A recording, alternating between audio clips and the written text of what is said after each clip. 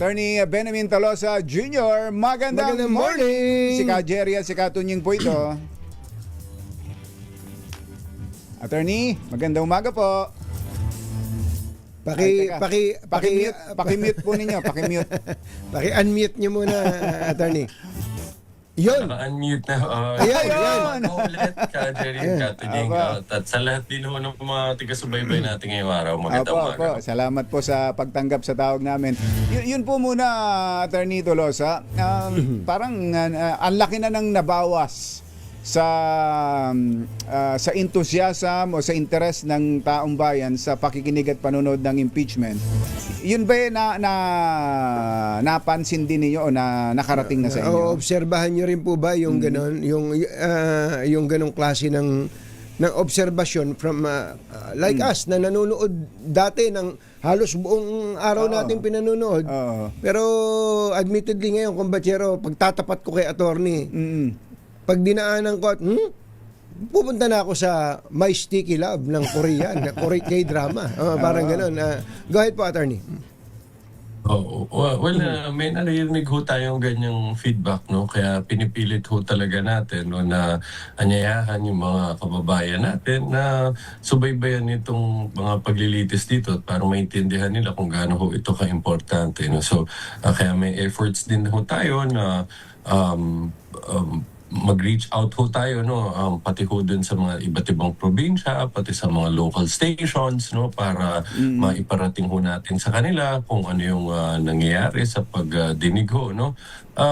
At kasama na din ho dyan, no, dahil hindi natin talaga maiwasan itong usapin ho ng confidential funds. Talagang napaka-technical ho nito, no, at nakita naman natin talagang libo-libong dokumento yung involved dito. But talagang may technicalities na kailangan nating masundan, but just the same, no, pinagigihan ho natin na makapag-focus tayo dun sa mga pinaka-importanting bagay, no, dahil kung lahat ho yan isa-isahin namin na talagang sa lalo hong mawawalan ng pasensya, kumbaga, no, ang mga kababayan natin para sundan ito. So that's why we emphasize, no, yung mga pinaka-importanting points, yung mga glaring deficiencies dyan, tulad ng mga na-discuss kahapon, tulad nung sa isang araw, parehong petsa, supposedly isang special disbursement officer, no, pinamudmod itong mga pera na to sa iba't ibang bahagi ng bansa. Mga ganyang bagay ho na madaling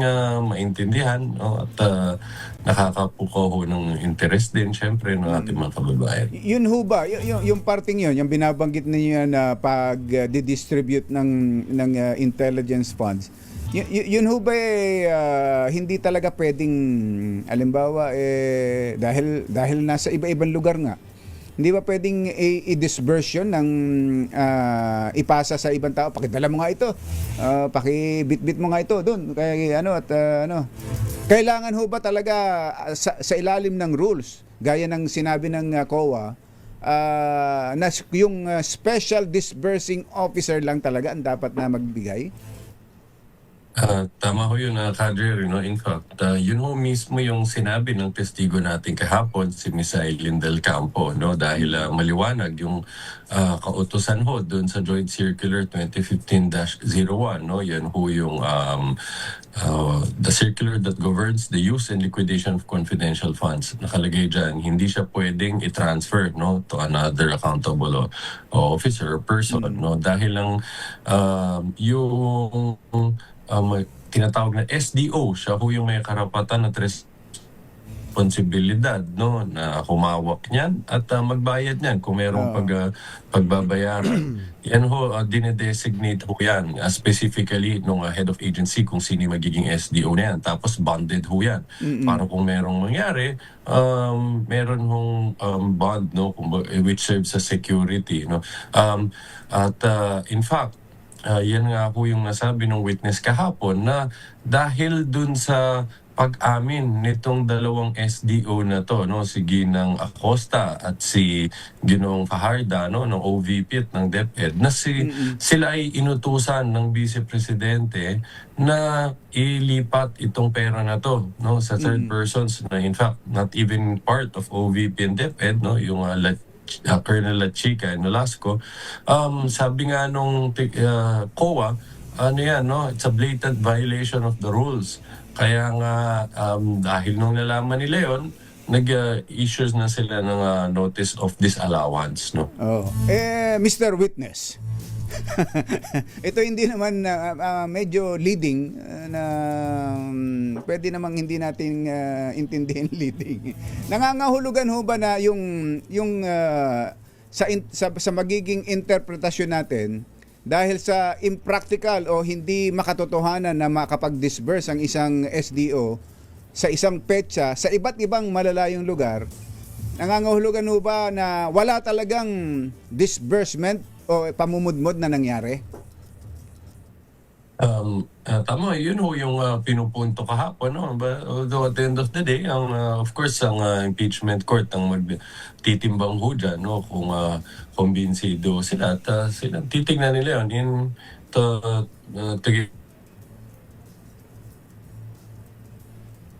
Naku, nawala. Attorney? Naghang yung ganda sana nung sinasabi niya. totoong ginasta itong mga... Hello? Ayan. Hello? Sir, naputol Hello? kayo Yes, dun naputol kayo dun sa point ninyo na dahil leading nga yung tanong ni Kumbachero. Leading question niya yung kanya na sinasabi niya, nangangahulugan po ba na Objection! nangangahulugan po ba na pinalabas lang na nag-distribute sa iba-ibang lugar pero ang totoo nun wala namang distribution na naganap. Mukhang may nag-object sa leading question kaya tayo naputol, ano. Well, hindi ho namin pangungunahan kung ano ang pagtitimbang na gagawin ng impeachment court dyan. But isa ho yan na sa mga mahalaga, no, na mga factors na dapat i-consider in determining kung totoo bang natanggap nitong supposedly itong mga recipients na to, itong napakadaming pampublikong pondo na to, o gawa-gawa lang ito, no, nung nag-submit sila ng mga liquidation report sa OVP. Dahil nga, we have to look at the totality of circumstances, no. Tanda natin, tulad sa issue na yan, hindi lang isang beses nangyari yan, no. As pointed out by Attorney Capuna kahapon, madami, no, na isang petsa na tapos iba-ibang tao supposedly nakatanggap, iba nga dyan, pirma lang, di man lang nakalagay yung pangalan, no? Tapos sa iba't ibang bahagi ng Pilipinas yan. So, sino accountable? Kung sinabi ng mga witnesses natin, accountable dyan ang SDO dahil sila nga may hawak ng pera. Pero, no, isang halaga, no, na parte ng kanilang pinapaliwanag, pati na din si Attorney Wamil, no, na sinagundahan naman ni Ms. Aileen Del Campo. Kasama dyan ang Vice Presidente. No? Hindi siya, sinasabi nga niya, hindi pwedeng ipasa lahat ng sisi dito sa SDO. Ang Vice Presidente, accountable din siya. Dahil as the head of agency, no, mismong sa Government Auditing Code, nakalagay dyan, siya ang primarily and directly responsible for all funds and property pertaining to his or her agency. No? Pangalawa, dun sa joint circular, nakalagay din dyan, he should supervise the use of the confidential funds and he should ensure proper liquidation. No? At maalala natin, inisa-isa, napakadaming dokumento na nakalagay doon, no? May mga approvals niya, sinacertify din niya, no? At sa kanyang mga pinipirmahan, yung paggamit ng confidential funds. But if your honors please, ang tatanong po, hindi po kaya meron tinatawag na presumption of regularity, iniisip ng head of agency na hindi, dumaan naman to sa proseso, alam naman itong mga SDO na to and the people in charge na ang mga rules, kaya baka ministerial lang on the part of the head of agency na pumirma sa mga dokumentong ito dahil sa tinatawag na presumption of regularity. Hindi ho yan obra, no? Dahil nga mismong dun sa mga dokumentong pinipirmahan niya, linalagay niya dun, sinacertify niya na ginamit siya sa tamang paraan, ginamit siya para dun sa allowed na confidential purposes under the law, no? At nakalagay dun siyang accountable para sa paggamit nito. Ang mayroong presumption dito ay yung nakalagay na kapag yung accountable officer hindi niya na-liquidate despite demand yung paggasta nitong confidential funds, that is prima facie evidence that that accountable officer used the funds for his or her personal benefit. So merong misuse of funds. Oo, no, ang presumption dyan, siya ang gumamit dyan, no? Binulsa niya yan o ginamit niya yan para sa sariling kapakanan. Ayun, sinabi nyo na. Yun yung hinihintay namin. Oo, sinabi nyo na, Attorney Tolosa. Pero dun sa pag-distribute ng pera, dahil sa makabagong panahon ngayon, pwede nang gawin yun, di ba? Na malalayong lugar, iba't iba. GCash. GCash mo lang, o Maya, o fund transfer. Hindi ba na pag-usapan yun, yung posibilidad na yun? Kung ganun ho yung ginawa nila, Ka Jerry, dapat nung sila ho yung nag-submit ng mga liquidation reports, madaling mailakip doon, no? Kung meron bang deposit slip, kung nag-deposit ba sa bangko yan, or kung nag-send ng GCash. Tulad na sabi nyo, meron naman hong proof dapat yan na nangyari yan. Pero tulad nung sinabi ng testigo natin, wala hong ganyan. Ayun, no. Okay. So, tapos na ho ba sa ang COA? Anong susunod ngayon? Well, sa ngayon ho, inaasahan natin na magdadaan ho sa cross-examination si Ms. Del Campo, no? Tapos ang mga senator judges, no, kakaroon din sila ng opportunity to ask clarificatory questions, no? So, pag natapos na ang kabuuan ng testimonya ni Ms. Del Campo, ang mga susunod natin ng mga testigo naman, no, yung mismong special disbursement officers, no, si Ginang Acosta at si Ginong Fajarda, no, papatawag natin sila as hostile witnesses, no, we will qualify them as hostile witnesses. Tapos isang representante din ho from House of Representatives, no, dahil merong mga importanteng dokumento na nasa kanyang pangangalaga, no, para mo-identify o authenticate niya itong mga to. Ito po ba si Acosta na have you already communicated with her?